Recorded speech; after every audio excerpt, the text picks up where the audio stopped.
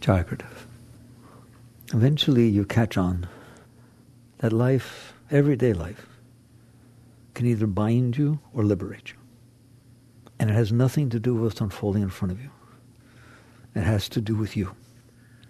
That is the essence of deep spirituality. The essence of the real awakening takes place when you realize it's really all about you. You have gotten yourself in a messed up place. And now you're trying to fix it by doing the very stuff that got you messed up. That's absolutely the truth. You get anxious about things, and so you do drugs, or you drink, or you take vacations, or you try to get a new relationship. In other words, I'm not okay inside. I know that. And I try to fix it by changing, manipulating, controlling the outside. That doesn't work. That's the most important thing for a human being to realize. It's not wrong. It just doesn't work. Why doesn't it work? Because you're not dealing with what's wrong inside. If you feel lonely, there's a reason you feel lonely. It's not because you don't have someone. This is the most important thing I try to get across. I don't know whether people can open enough to realize it. Your statement that I need someone special in my life is a statement that I'm not okay, and I'm going to try to compensate for that with a person outside. The lack of the person outside is not why you're not okay. You were obviously not okay even though there was or wasn't a person outside. You've had people outside. It's okay for a while. It doesn't necessarily solve the problem. The problem is there is a reason you're not okay. There is a reason you're lonely. There is a reason you're scared. There is a reason you're insecure. There is a reason you're jealous. You are not jealous because somebody did something that stirred up your jealousy. We have a statement that says it stirred up my jealousy. In other words, if I ask you, you never felt jealousy before? It wasn't in there to start with, and it just got stirred up? That's what we say. It stirred it up. It didn't put it in there. It hit your jealousy. This thing, this event hit your jealousy, and that caused it to inflame, and therefore you have a problem. Well, that's your problem. The problem is that you have stuff inside of you that's not comfortable. You have stuff inside of you that's problematic. If you have stuff inside of you that is not comfortable and problematic, it is going to get hit. That is the way the world works. And again, it is not that the world is so perfect. That's what we like to say. The world is so perfect that exactly what I need to experience happens in front of me. That's like saying the psychologist with the Rorschach test knows exactly which ink blots to hold up to get you to remember what mommy and daddy did. No, I don't think so. He must be good. That's not what's happening. That Rorschach test is very, very important in understanding spirituality. You have a problem inside. This ink blot, and it's just an ink blot, is so nebulous that your mind interprets it as associated with the problem that you have. And therefore you say, that's somebody abusing, that's somebody getting a divorce, that's somebody hitting somebody, that's somebody being mean to somebody, whatever the heck it is. That's the soulmate that I missed. Whatever it is that it makes you think of is not what it is. It's that you have a problem. And that problem, because it's a problem and it's inside of you, is going to get stimulated by events and things and shapes and forms and colors and sounds and words from the outside. They are all Rorschach tests. I would not mind one iota if you got the point to realize that the world unfolding in front of you is an ink blot.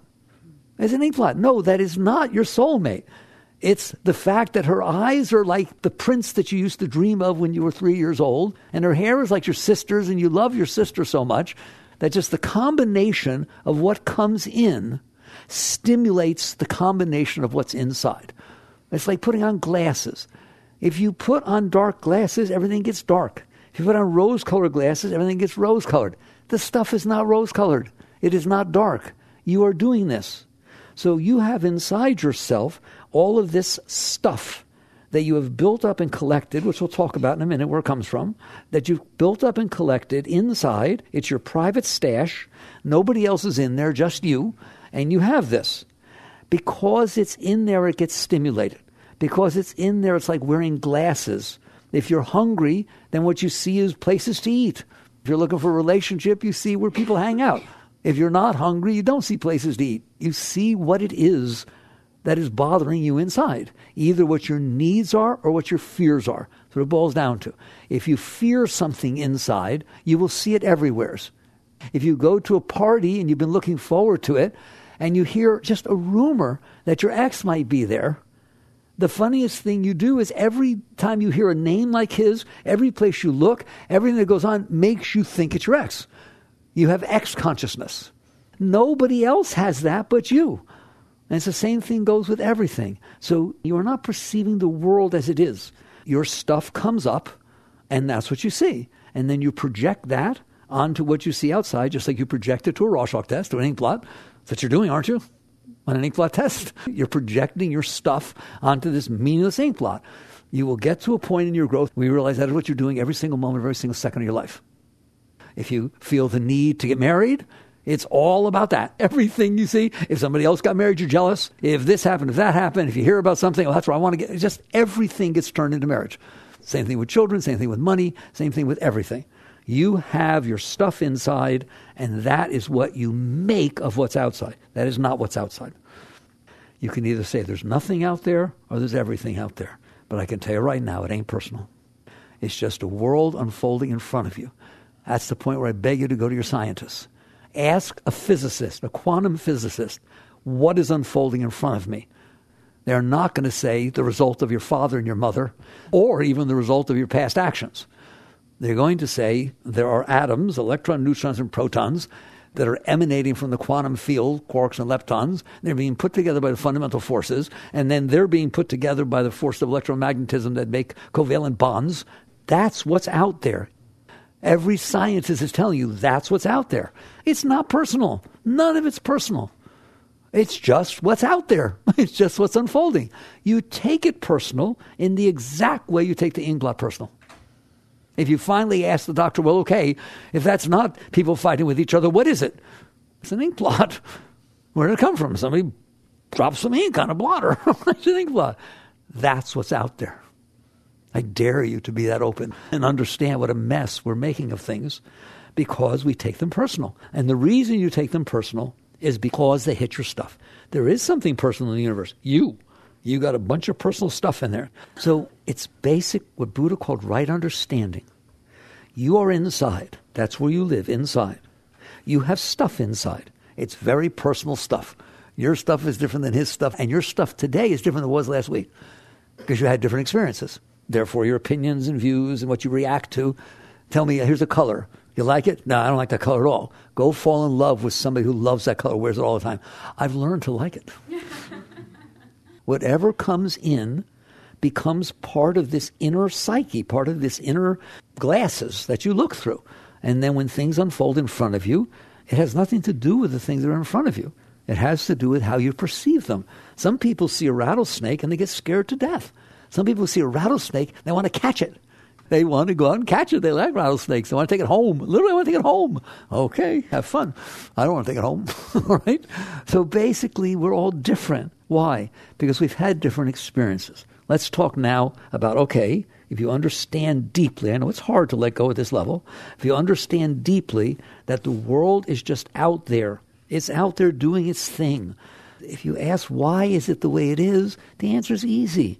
Because of all the forces that came before it that made it be the way it is. You know, your hair is the color it is because of your grandmother, your great-grandmother, your great-great-great-grandfather, and everybody else and all their genetics.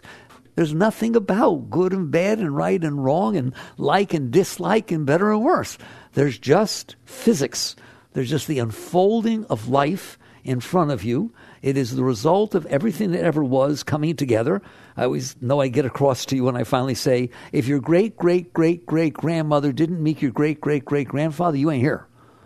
Therefore, your existence is dependent upon all the forces that ever happened in the universe. How can you take those personal? What did you have to do with it? And the answer is nothing. Your control over a situation in front of you is so minuscule it doesn't even count. Try to make the weather not rain on your outside wedding day.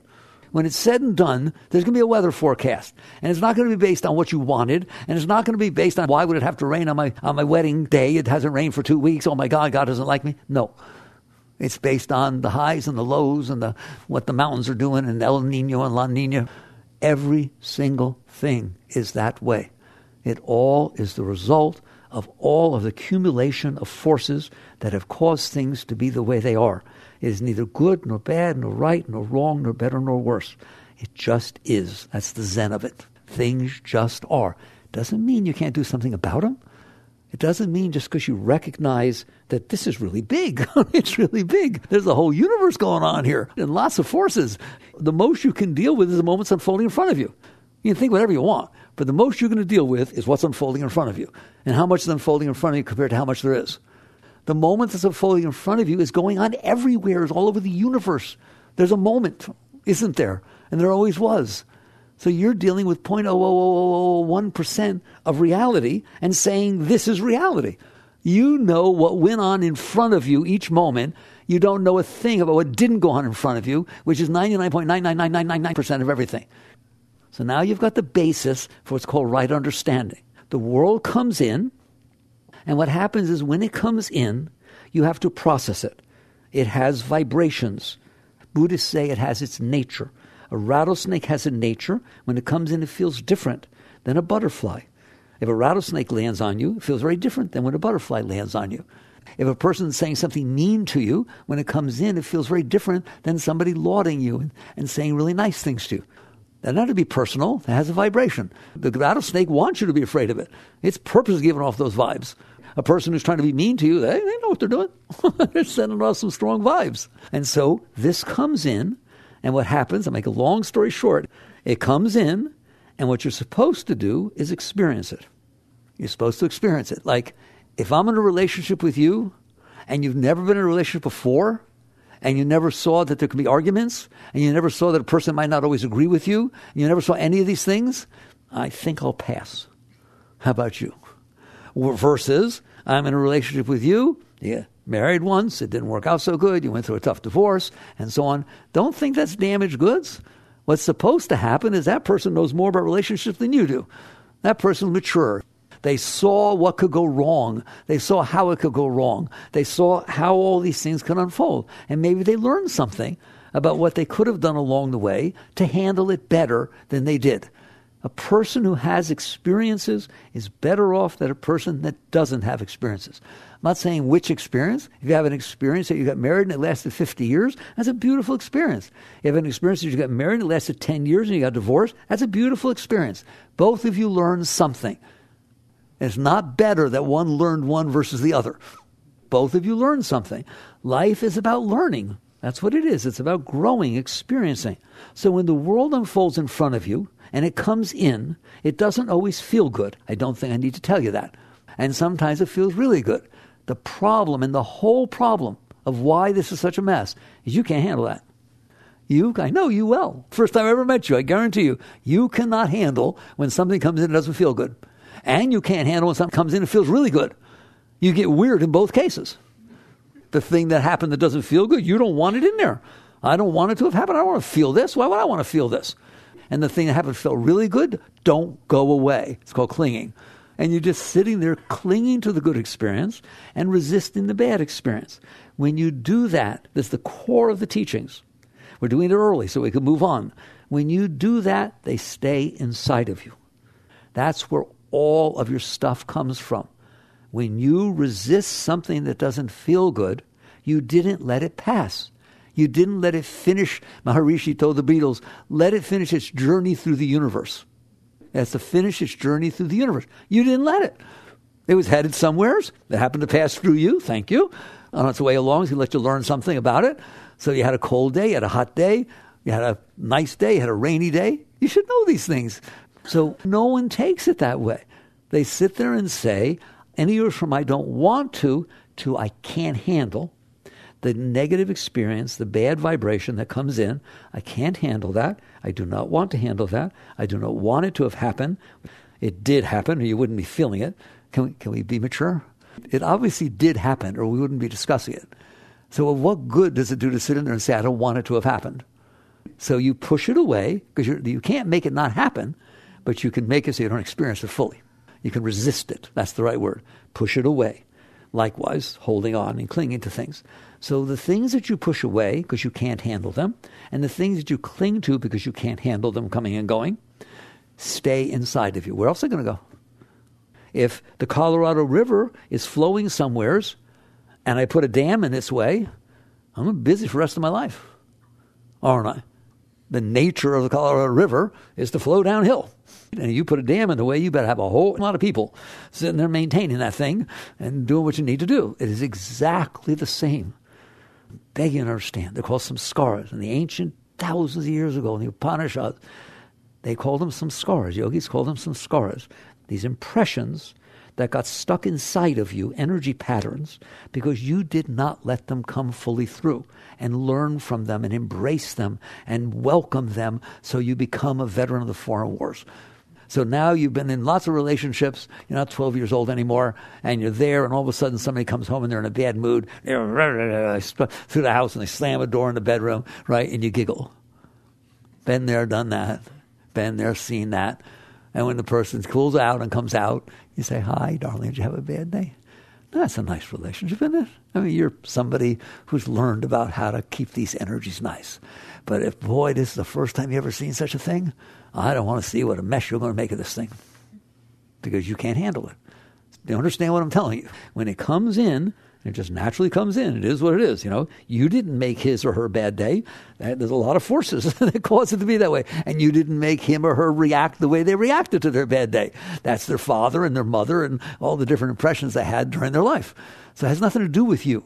It is not personal. It has to do with mommy, daddy, first grade teacher, second grade, all the formative years and the past boss and all the different things that happened before when you weren't even there. And now they went to work and you weren't there and they got triggered and they come home and behave a different way and you take it personal. And why do you take it personal? Not because you should, not because you think it out, because you can't handle it. You can't handle the feeling of bad vibration. You can't handle the feeling of rejection. You can't handle the feeling of disappointment that you were looking forward to a nice evening with the spouse or lover when they come home. So what happens is you hold these things inside, and I like to ask the question at this point, how long will they stay in there? Well, go ask psychology. What do they say? How long will the formative years stay in there? They say that you get some traumatic experience, you have somebody, it's there running your whole life. It's there down there every single minute of your life bothering you. You have to keep suppressing it again, pushing it away. Freud studied all that, didn't he? That's what he was studying. The stuff you store down there, wasn't he? A wise person looks at this and says, I have done something terrible inside myself. I have held every bad experience that ever happened to me inside of me. They're still in there. They still scare me. They bother me when I think about them. They determine my dreams, don't they? Go study Jung or any of these people. The stuff that's down there needs to keep coming back up. And it does keep coming back up, doesn't it? Do you notice it doesn't sit down there quietly? That you have to maintain it. I mean, in other words, push it away. And you have to make sure that events don't happen outside that hit it so you get weird. If you are not careful, you will live your life that way. So what I said to you in the beginning is there's two ways you can live your life. See the unfolding of life. Either it is binding you or it is freeing you. What do you mean? If something happens that I have difficulty with and you recognize, time to grow, time to learn to be okay with this vibration. Doesn't mean I'm not going to deal with it. Just because you're okay with it doesn't mean you're passive. It just means I better be able to handle it peacefully and comfortably so that I can deal with it. Not that I'm reactive because it's bothering me so much, and now I'm coming out here to tell him, say you're sorry, don't do that ever again. What are you doing? You're trying to make sure he or she doesn't come home and not say hello next time. It's basically saying, I have a problem. When I go in to see the psychologist, and he holds up that ink blot, and it looks like mommy and daddy fighting before their divorce, the answer is you tell him, you are not to show any ink blot like that ever again, or I am leaving. How's that sound? Kind of counterproductive, isn't it? That is what we are doing with our entire lives. We are trying to protect the stuff that we have stored inside that is causing problems inside, instead of trying to get rid of the stuff we stored inside so that we can embrace and experience and not be afraid of and be grateful for and just enjoy your life, enjoy the experience of life. Like I said, it doesn't mean you don't deal with things, but you don't deal with them from the point of view that I can't handle them. I can't handle what you did, so I can't deal with you. I have to somehow change you so you be a way that I'm comfortable with. But that's not fixing you. That's not fixing the situation. that's manipulating and controlling the world around me, and I got to work real hard at that so that it will be a way that doesn't bother me. And if you're honest, you're going to see you spend your entire life doing that.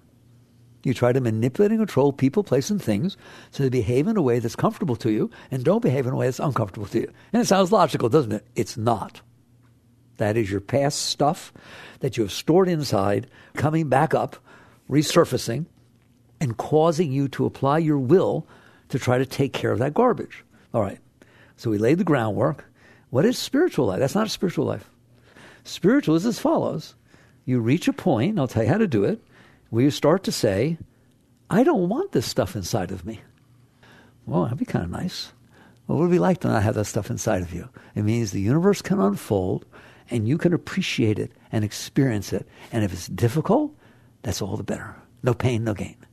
How would you like to work out, and the minute you get to the point that it's uncomfortable, you stop? Is that how they teach you to work out? Don't go any further. Just stop right there at that point where it starts to challenge you. The answer is no. Nothing's going to happen, is it? It's exactly the same inside. You have to reach the point of saying, I can handle this, and I will handle this. In other words, I'm not perfect. You're not going to be perfect. You're not going to be good at it or anything like that. But my intention is not to spend my life manipulating, controlling the people, places, and things around me so that I'm comfortable with them. The intention of my life is to enjoy life, appreciate life, respect reality, and when it comes inside of me and it hits stuff that I have inside, to use that as an opportunity to let go of the stuff that I stored. That's how a spiritual being lives. Now, do you need to meditate to do that? You bet you do. You need maybe get some mantra going on in there so you stay centered and clear. Yeah, you probably need to do that. But I'm telling you that meditation, mantra, asanas, that's not yoga. This is yoga. Yoga is the process of cleansing the channel so that life is allowed to unfold as it is, and you are at peace with it. You're in harmony with it. And then you can do some good. Nobody's saying you don't do good. You're supposed to. Just so you understand, my position is a high being has the following type of life. Every single moment, not big ones, every single moment that unfolds in front of them is better off because it did. It comes in, it leaves you, and it's better because it passed through you than somebody else.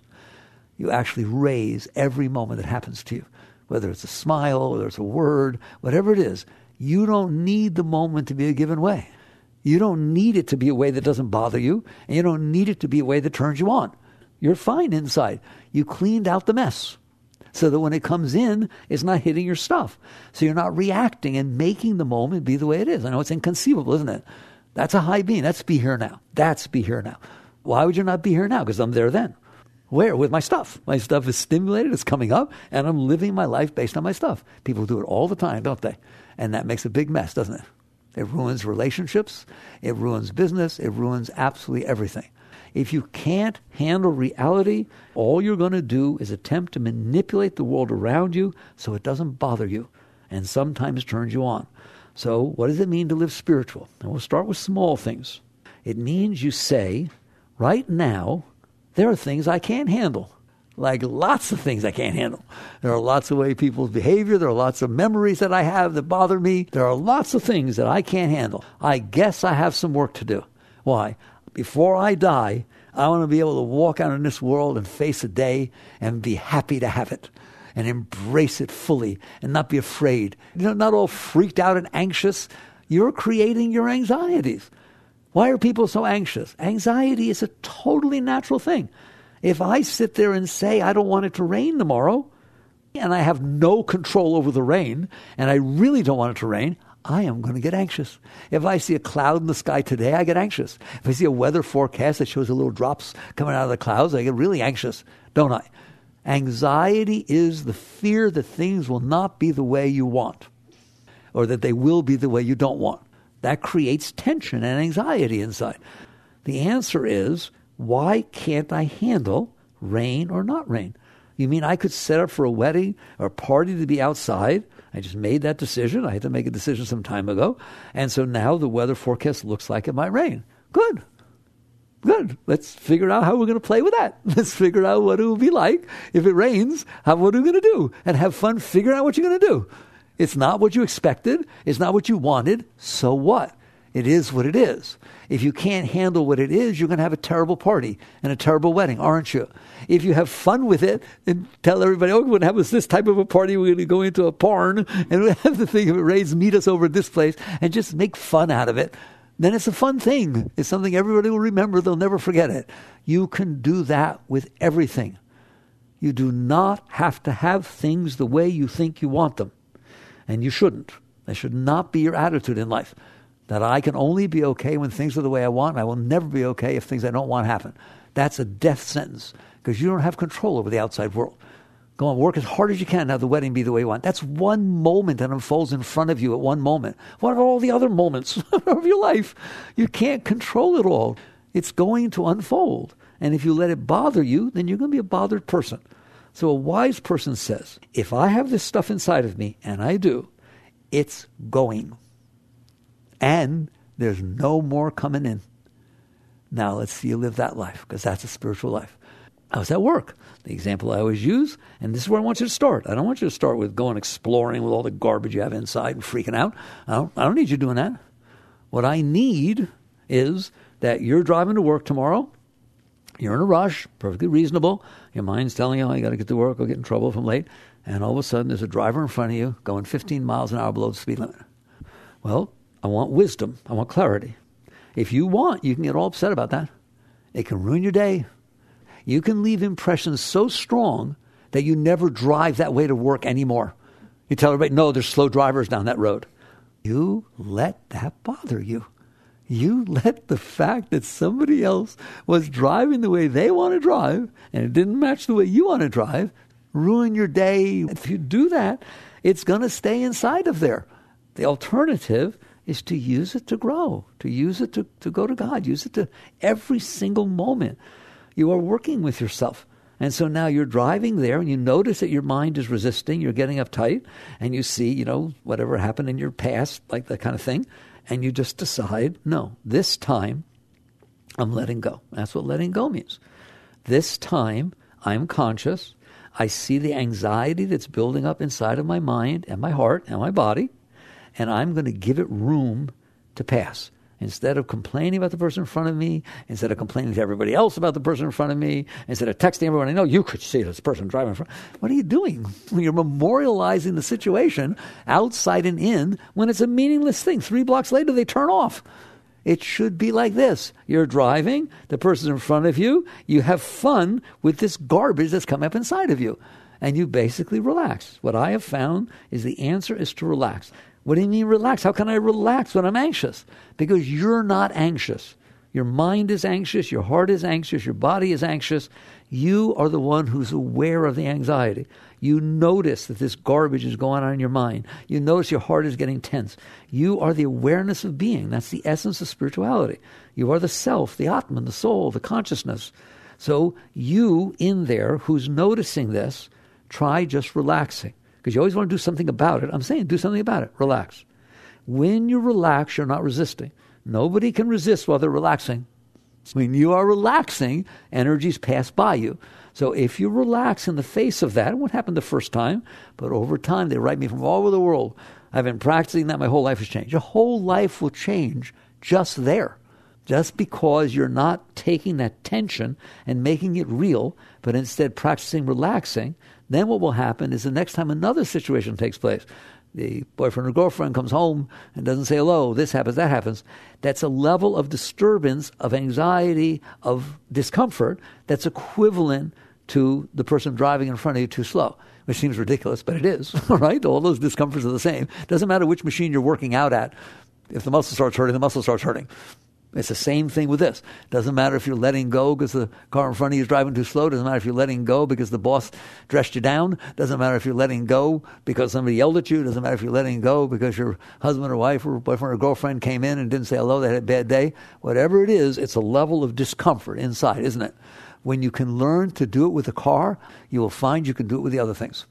You're practicing handling that level of discomfort. All you have to do is be willing to relax in the face of the discomfort and say, I can handle this. I don't want to carry it for the rest of my life because this person drove like this, and no big deal. And eventually someone will drive like that, and they'll start to turn off, and you'll feel love for them. because they helped you grow. Thank you. And you'll mean it. Wow, I use this good. I use this for a high experience. I use this to grow spiritually. I use this to make me a greater being instead of using it to make you a mess. So that's your choice every single moment. Are you going to sit there and give in to the part of you that can't handle what's going on? Or are you going to sit there and use every single situation that unfolds before you in order to make yourself a greater being? And that's what I said.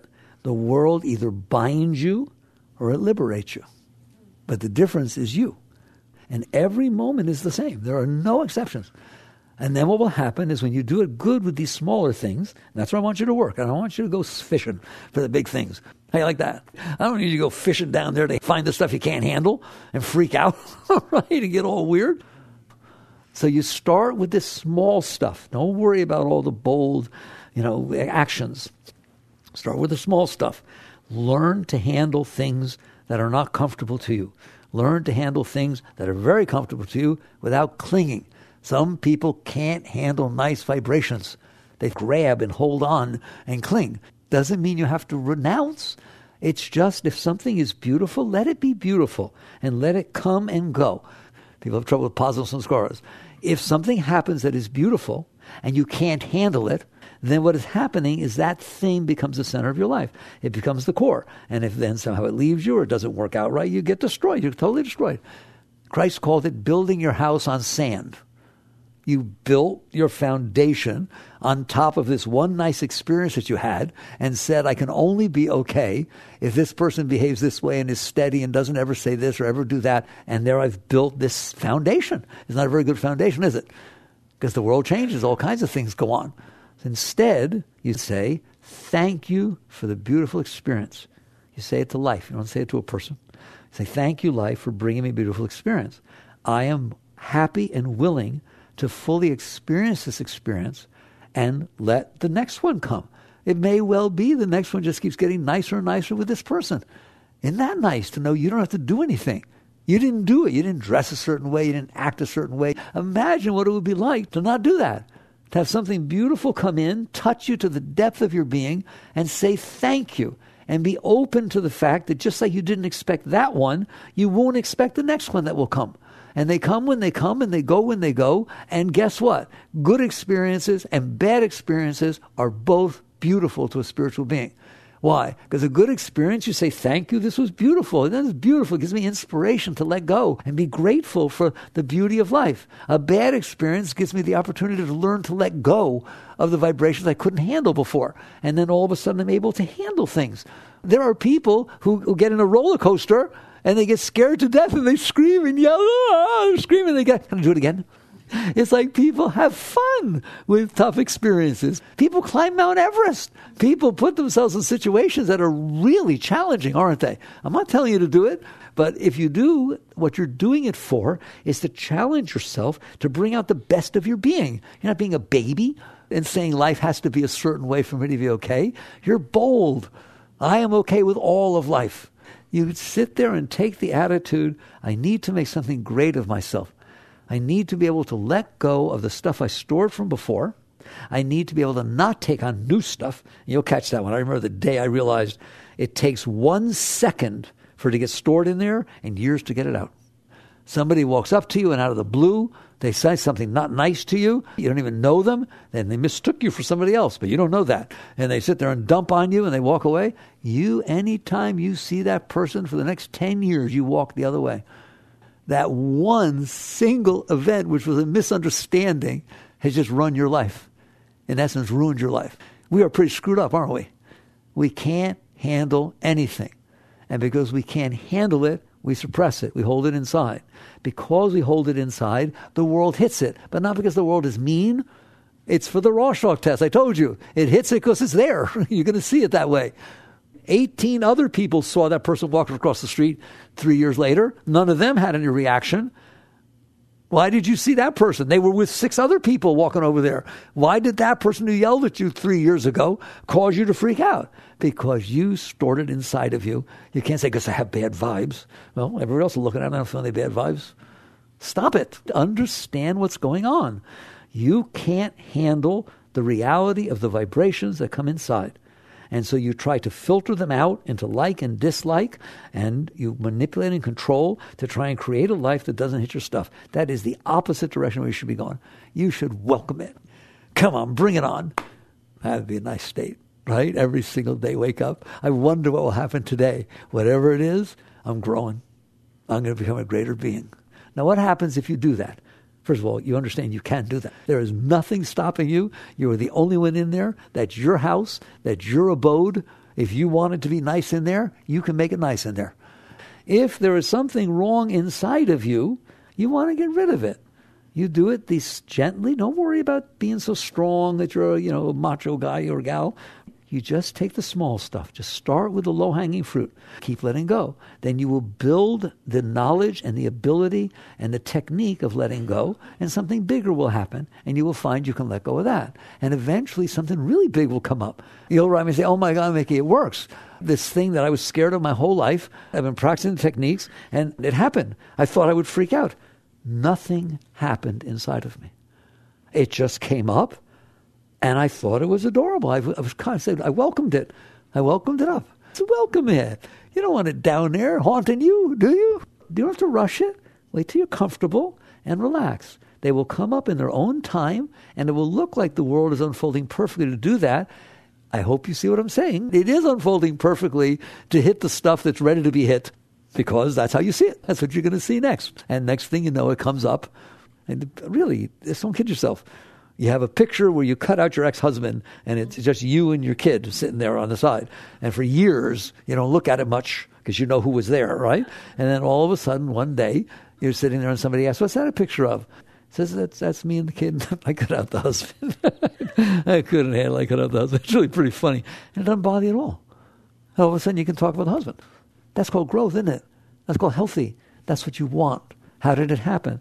Because you were able to let go of the stuff you stored inside, and you were able to not take more. Now what happens?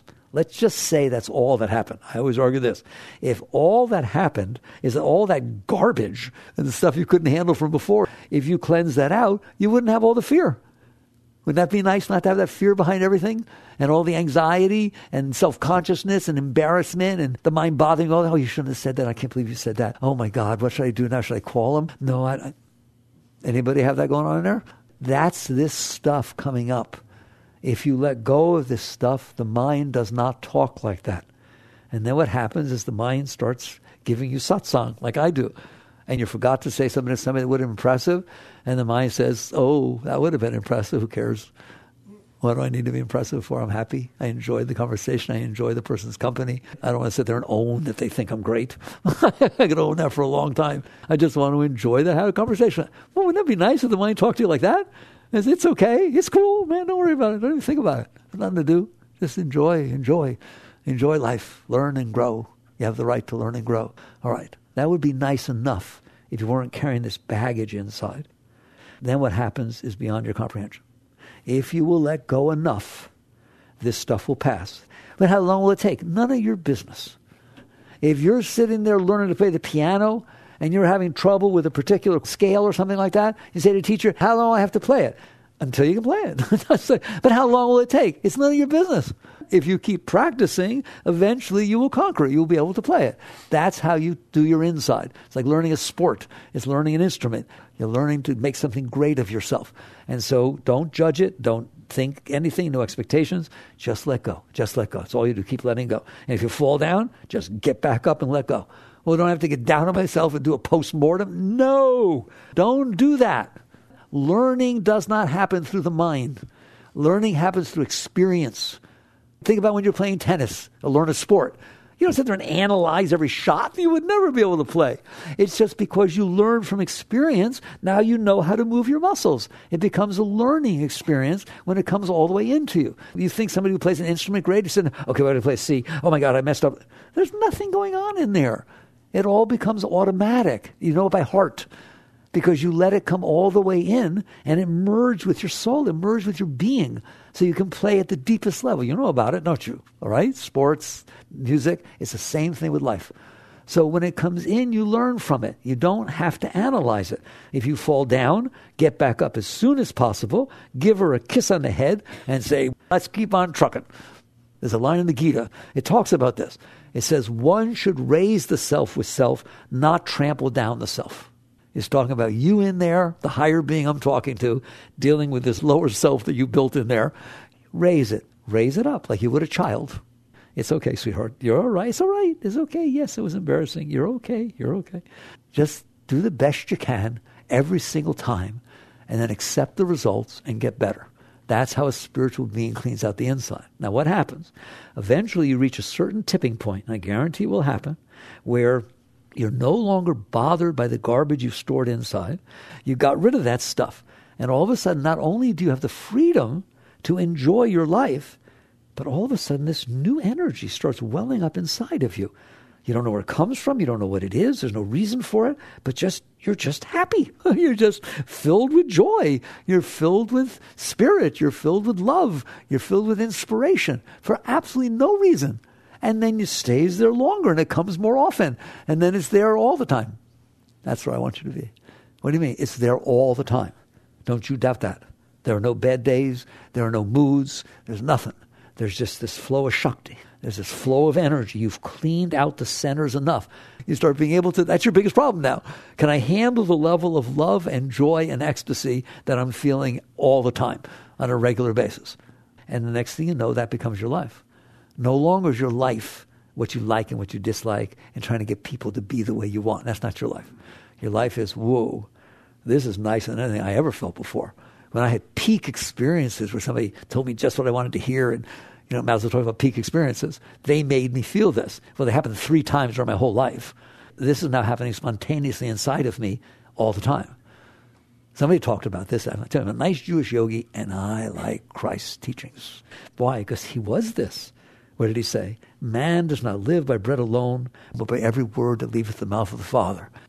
You're right now living off other people's behavior, the raise, the job, the house. You're living off the events that match your stuff, so you get a rush once in a while.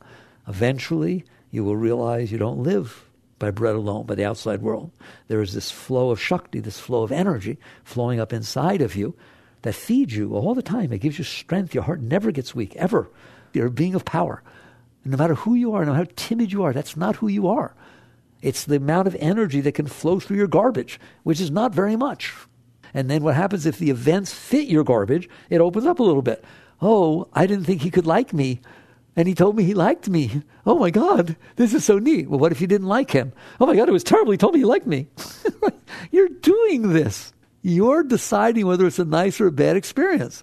Eventually, you will feel this come inside, feeding you. You won't be so blown away by it. You realize, okay, I'm high. I got this beautiful energy flowing through me, and something will come inside of you. You don't have to think it. There will be this intuitive question. Where's this coming from? It's really nice. Where's this coming from? And that's meditation. That's when real meditation is when that Shakti's flowing, and you take the time to merge your consciousness with it, to let it take you to its source. And everyone who ever did that, of all times and all religions, came back and said the same thing. My Father and I are one, right? Not bread alone, but by every word that leaveth the mouth of the Father.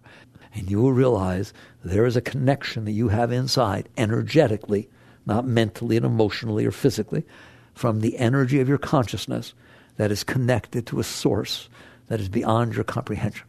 And so you go as deep as you want, and then you bring that energy down here. And beings who have reached great states, they're a blessing to the earth. Every one of you are capable of that. Instead of bringing this garbage into the moment, you can bring the light into the moment. And the way you do that is by not listening to the garbage. It's called letting go. It's called surrender. And so you just do it little by little, as fast as you want to grow. And I always call it the angle of ascent. Whatever angle you're at, that's good. Eventually you want it to be like this. You won't play around. You say, wait a minute, this is nice. This is really nice. I want as much as possible for the rest of my life. So I've told you the entire path. It's so beautiful. And it's so simple. The question is, are you going to continue devoting yourself to manipulate the people and places around you to match the stuff that you stored inside of you? Or are you going to say, come and get it? Come on, I don't want it. Come take it. And all of a sudden the boss yelling at you becomes a spiritual experience. And it will be for him or her too. The fact that you didn't resist and yell back. Imagine a boss criticizing you. I expect you to do this like this and this, that, and the other thing. And you're in there and you just feel like this hurricane coming up inside of you. And you're using it to go to God. Using it to hit when mommy yelled at you and when daddy yelled at you and when X yelled at you. Come on, come and get it, come and get it. And you're very high being if you stay centered in that moment, right? And then all of a sudden he or she stops talking and you say, thank you. Thank you. I think I can do much better with that. Give me a moment. Whoa, you're going to get the raise. You handled that person. You are a great being. Be who you are. You do not have to go out there and have a world exactly the way that matches your stuff in order for you to be okay. It ain't going to happen, and you're wasting your life to do that. Use your will to liberate yourself, not to bind yourself. Jagrata.